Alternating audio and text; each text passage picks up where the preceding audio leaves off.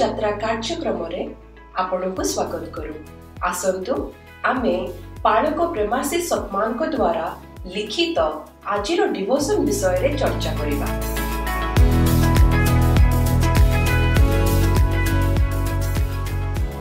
Praise the Lord.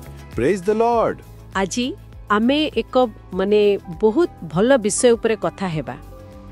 पाळक प्रेमाशीष सतमानकर गोटे लेखा अछि ईश्वर प्रेम और अनुग्रहर दाता। हाँ हाँ। तो सेई विषय रे आमे गभीर भाव रे आलोचना करिबा। एथिरे गोटे मूल प्रश्न अछि जहा आम मन को बेले बेले आसे। को प्रश्न?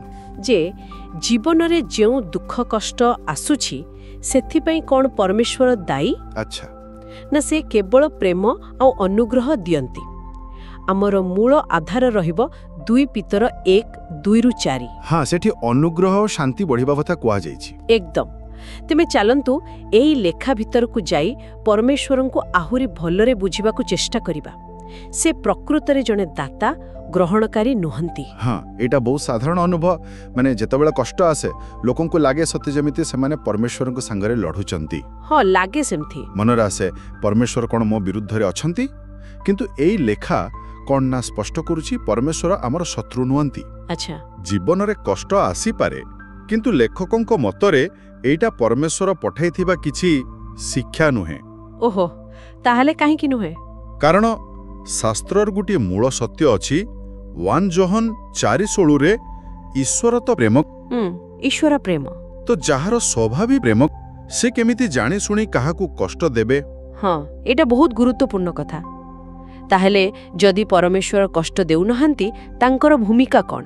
माने कोन से आमठू भलो जिनिस नहीं जानती कि जेमिति स्वास्थ्य गला कि सुख गला? ना ना एटा भी कोटी भूल धारणा। अच्छा आउ लेखक एही धारणा को चैलेंज करूछंती। से दृढ़ भावर कहउछंती परमेश्वर दुख कि क्षतिर लेखक नुहंती।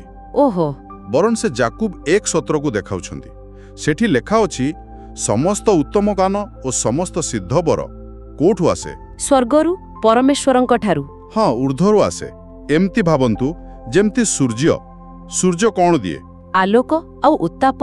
हाँ से कोण अंधार दिए? ना आदौ नुहे। सेमिति परमेश्वर तांकर स्वभाव हैला केवल भल जिनस देबा। आउ गोटे जरूरी कथा सेई पदरे अछि से होउछंती ज्योतिर्गणर पिता। हाँ जहांको ठारे कोनोसी परिवर्तन नाही। माने से बदलंतीनी ना मनीष परी तांको मन बदलेनी।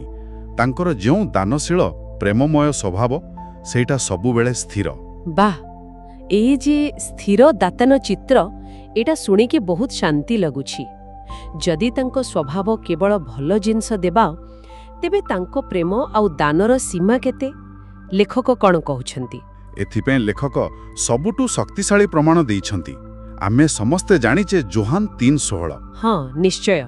ईश्वर जगतकू एडे प्रेम कले एहार गभीरता देखंतु जे से आपणा अद्वितीय पुत्रंकु दान कले। एटा केवल कोटी धर्म कथा नहे। एटा परमेश्वरंकर चरित्रर माने चरम प्रकाश। ठीक कथा। लेखक एटा देखेई कहिवाकू चाहंती जे जिए निजर सबुटु मूल्यवान निज पुओ को आम पई देई पारिले तांकर मूल स्वभाव तो निश्चय देबा हेइथिबो, नेबा नुहे। सत्तरे एहा तांको प्रेमर एमिति गभीरता देखाए जहा आमे कल्पना भी करि पारिबानी। एहा प्रकृतरे बहुत बड़ कथा। ताहेले जदि परमेश्वर एते प्रेममय एते दानशील तेबे जीवन रे जो संघर्ष आसे जो चैलेंज आसे सेथिरे से केमिति सहाय्य करंती? से कोन खाली दूररू देखंती? ना ना आदौ नुहे। लेखा आहुरी आगो को जाउची कहूची परमेश्वर केवल प्रेम करंतीनी से गोटे सफल आउ विजयी जीवन पई जहा दरकार सबु आम पई जोगेई देइछंती। ओहो जोगेई देइछंती। हाँ एठी पुणी 2 पीतर 1:2-4 कथा आसुची। अच्छा सेठी जो अनुग्रह कथा अछि लेखक ताकू परमेश्वरंकर अजाचित सहाय्य आउ शक्ति बोली कहउचंती। शांति माने केवल मनर शांति नुहे पूरापूरी भल रहिबा।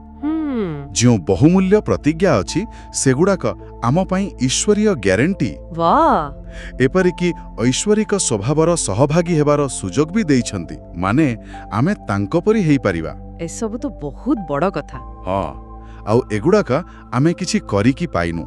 ए सबु परमेश्वरंकर मागणा दाना ଆମେ କେବଳ ବିଶ୍ୱାସରେ ଗ୍ରହଣ କରିପାରିବା। ତାହେଲେ ତ ପୁରା ଦୃଷ୍ଟିକୋଣ ବଦଳିଗଲା।